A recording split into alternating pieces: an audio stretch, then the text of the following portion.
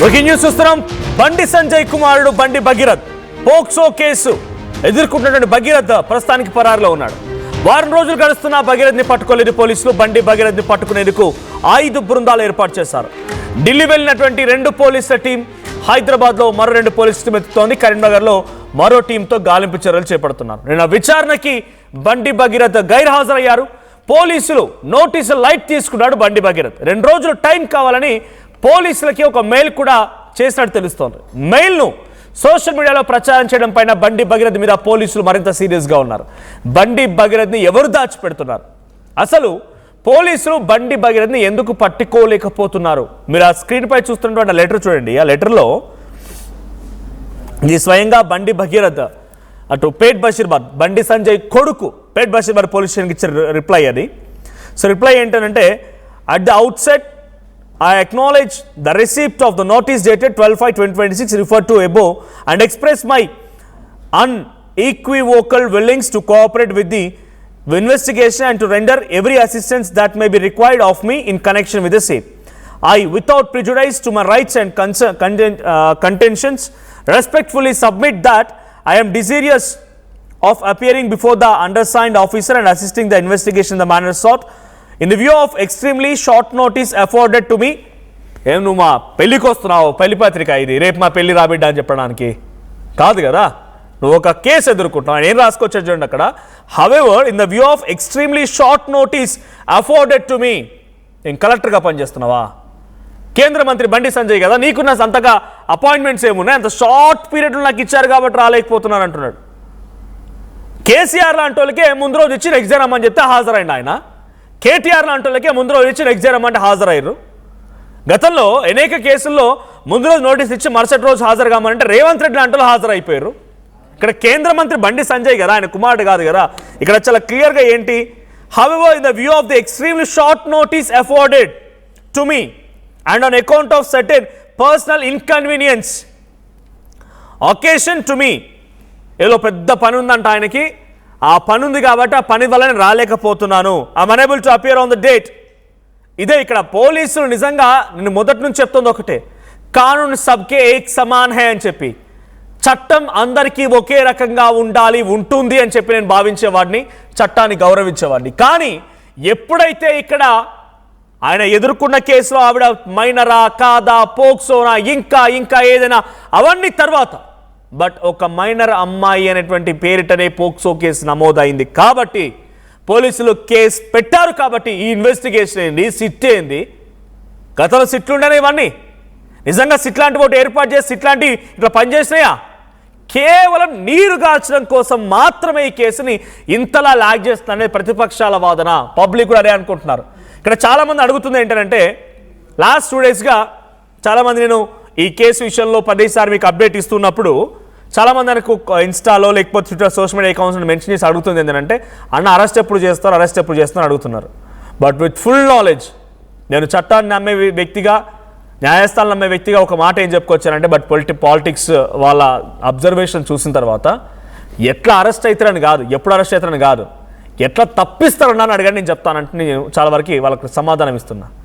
మీరు ఎట్లా అరెస్ట్ అవుతారు, ఎట్లా అరెస్ట్ చేస్తారని కాదు. ఐ రిక్వెస్ట్ ఎవరివన్ ఆర్టీవీ చూస్తున్నవారు, ఇది నా వ్యక్తిగత అభిప్రాయం, నేను చాలా క్లియర్గా చెప్తూ ఉన్నా, ఎట్లా అరెస్ట్ అవుతారని చెప్పి ఎవరు తొందరపడకండి. ఎట్లా అరెస్ట్ అవుతారని ఎవరు పెద్దగా ఆశ్చర్య చూడాల్సిన అవసరం లేదు.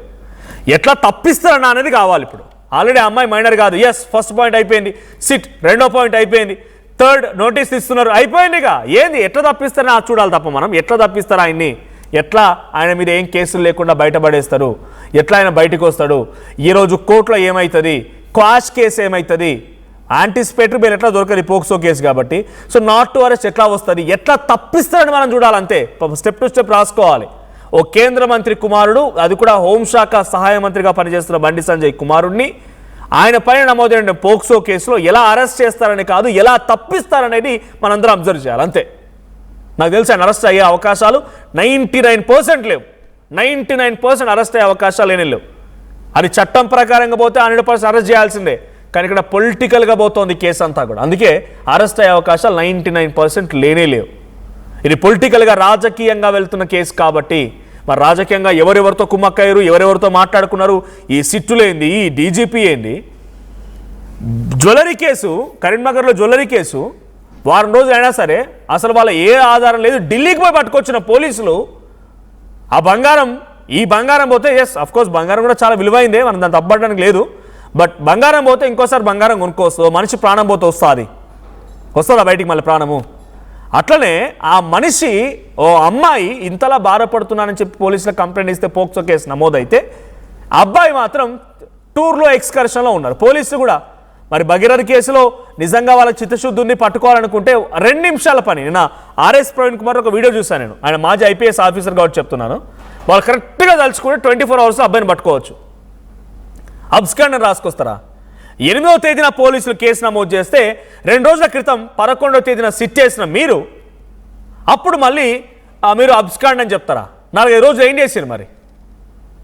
ఆ వ్యక్తి మీద ఏం చేసిండంటే హై ప్రొఫైల్ కేసు కాబట్టి, వాళ్ళ నాయన ఓ కేంద్ర మంత్రి కాబట్టి కేవలం జోకు చూస్తూ కూర్చున్నారా? అంటే జరుగుతున్న సినిమా చూస్తూ కూర్చున్నారా? డీజీపీ కానీ ప్రధాని వస్తే హైదరాబాద్ పోలీసులు పనిచేశారు. ఇంకా పేట్ బషీర్బాద్లో 2 కానిస్టేబుల్ ఇచ్చినా పట్టుకురావచ్చు ఆయన పోయి. లేదు అక్కడ కరీంనగర్లో పోలీసులకు అప్పచెప్పినా, కరీంనగర్ సిపికి చెప్పినా కూడా ఆదేశాలు జారీ చేసినా పట్టుకొని వచ్చి అప్పచెప్తారు సేఫ్గా. ఇక్కడ పేట్ బషీర్బాద్లో ఇవంతా తాత్సారం చేయడానికి.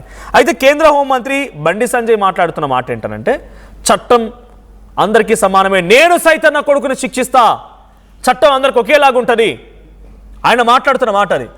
మొన్నలో హనుమాన్ జయంతిని పురస్కరించుకొని ఆయన హిందూ ఏకతా యాత్ర చేపట్టిన రోజున ఆయన మాట్లాడిన మాట. ఒకసారి మీకు ఆయన మాట వినిపిస్తాను, ప్లే చేయండి పీసీఆర్. కోసం పనిచేసిన మీరందరూ బాగుండాలని కోరుకున్నా, ఇలా మీకోసం ఆలోచించి, మీరే మీ మనిషి ఆలోచించి, మీ కుటుంబ వ్యక్తికి ఆలోచించి నా కొడుకుకు టైం ఇవ్వలేదన్నా, నా కొడుకుతో మాట్లాడలేదన్నా. ఇవాళ అదే నా కొడుకును ఒక క్రిమినల్ లెక్క సమాజంలో చూపెట్టే ప్రయత్నం చేస్తే ఒక తండ్రిగా ఎట్లా భరిస్తారో ఒక్కసారి ఆలోచించురన్నా. నా కొడుకు నేనేం తప్పు చేయలేనా? మేము ఫ్రెండ్స్ ఉన్నానా? మేము తప్పు చేయలే, కలిసి ఉన్నాం, ఇలా విడిపోయినాం. నేను ఏ తప్పు చేయలే, నిజాయితీగా బయటికి వస్తా అని చెప్పి తన నా కొడుకు ఎప్పటికీ నేను సమర్థిస్తలేనన్నా. తప్పు ఎవరు చేసినా కూడా నా కొడుకైనా సరే ఎవడైనా సరే చట్టం ముందు సమానులే. నా కొడుకు తప్పు చేస్తే తప్పకుండా నా కొడుకు శిక్ష 100% పడాల్సిందే. ఇలా నా కొడుకు ఒక రకమైన చట్టం, ఇంకో వ్యక్తికి ఇంకో రకమైన చట్టం ఉండాలని కోరుకునే వ్యక్తి బండి సంజయ్ గారు. సమాజంలో